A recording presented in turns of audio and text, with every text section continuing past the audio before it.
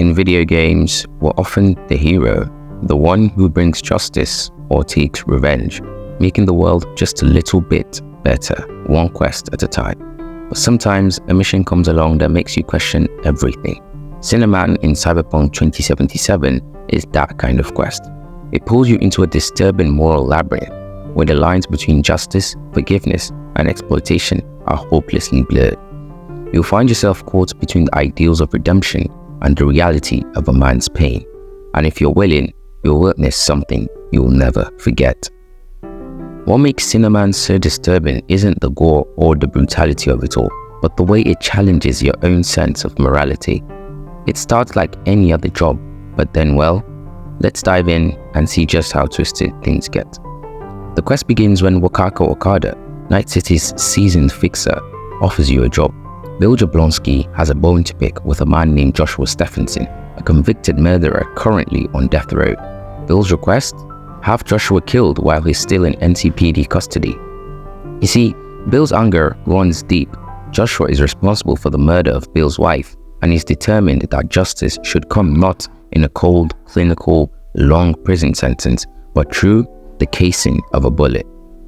Bill's grief is raw, and he wants closure and eye for an eye vengeance, and he's paying Wakako to make sure it happens. But as you set up with Bill to intercept Joshua's prison transport, things take a shocking turn.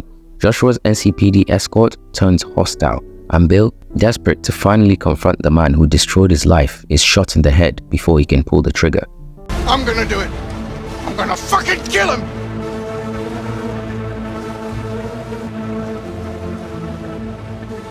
NCPD! Stop right there!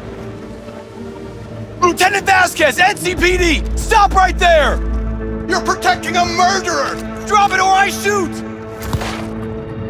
Wait! No, stop! Stop the killing! Just like that, Bill's quest for vengeance is over, leaving you alone with a very much alive Joshua and a very unsettling situation. Now, as you approach Joshua, you expect hostility, maybe even resistance, but instead, he gets out of the vehicle and calmly asks you to come along with him. He doesn't want to fight you, he wants to talk. He explains that he's on a path to redemption, that he's finally seen the darkness of his ways, and he has one final act he needs help with. At this moment, you have a choice. You could walk away, complete your job, and let Wakako's contract close. Or if you stay, you find yourself following Joshua down a path that's as dark as it is morally complex. I shot and killed in cold blood, and it didn't mean anything to me at the time. But behind bars, you get all the time in the world to think. And I thought of my ways. Why'd you shoot him?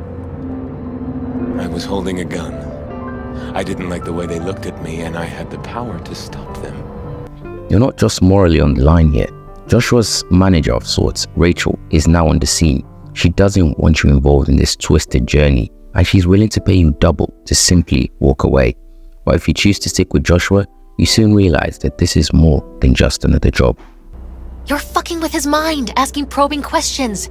You're making him doubt, and most importantly, jeopardizing my investment. So I'm prepared to pay you double what he's promised you to quietly walk away. Don't do it, V.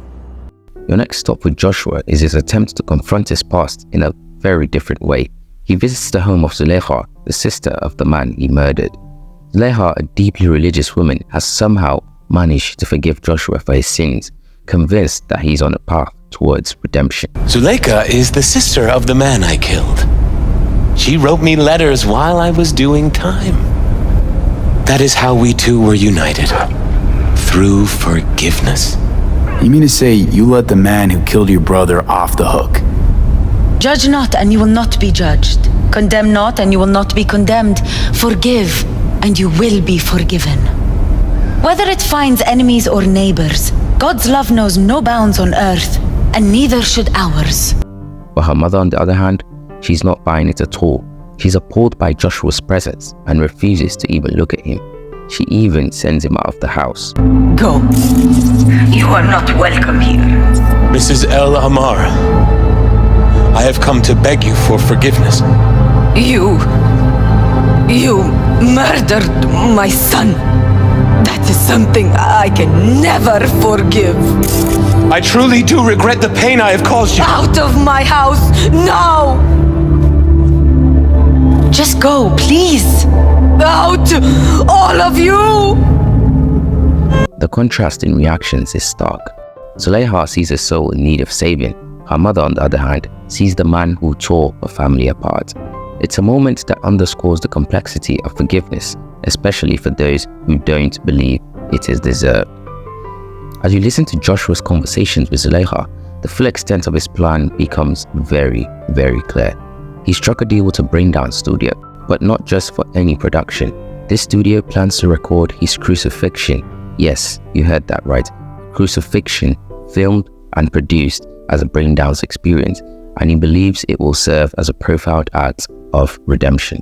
Joshua, he thinks he's the Messiah and wants to end his own life. That is not true. I never said I was any sort of Messiah. Suicide? Do you really think that's what the Lord could ever want from you? It won't be suicide. What exactly is going on here, Josh? When the media learned I'd found God in prison, the next day my face was on the cover of every scream sheet. A Braindance studio took notice. They sent representatives to make me an offer. They want to scroll a Braindance of Joshua being crucified. An execution like any other, just garbed in holy robes. The studio, however, has no interest in his redemption. They're looking for the next shocking content piece to draw views and profits. They're exploiting Joshua's genuine belief, his painful quest for forgiveness, as a spectacle for audiences. To them, it's not just about redemption, it's about shock value, a twisted product for people to consume, and they know the crucifixion of a former murderer will definitely sell. As you're given one last choice. You can participate in this process, guiding Joshua through his final moments. It's not ordinary Braindance though. You're about to become part of something that feels sacrilegious and grotesque. You can be there with him, sharing his pain, or you can actually walk away. But if you stay, you're a witness to an act that's both horrifying and oddly serene. And you know Joshua sees it as his one final chance to do good. Now, if you decide to stay and assist with the crucifixion, you're in for one of the most disturbing scenes in Cyberpunk 2077 and the gaming world as a whole. Joshua willingly goes through the brutal act of being nailed to a cross, each blow sending him deeper into his own belief in redemption. You watch, unable to look away, as he experiences intense pain, almost unbearable pain.